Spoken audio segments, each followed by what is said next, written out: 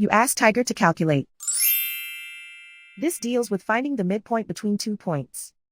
The midpoint between the 2 points is 82.5, negative 31.5.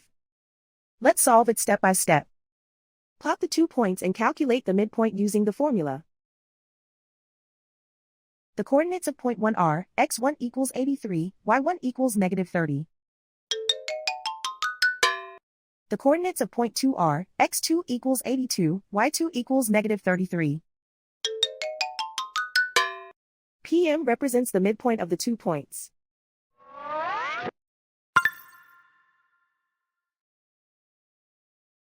Use the x values in the midpoint formula to find the midpoints x. x1 equals 83.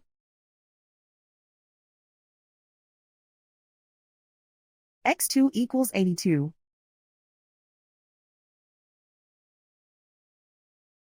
Simplify the arithmetic.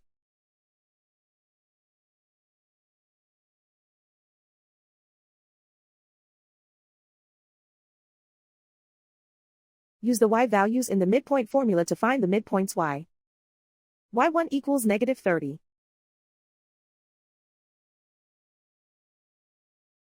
y2 equals negative 33. Simplify the arithmetic.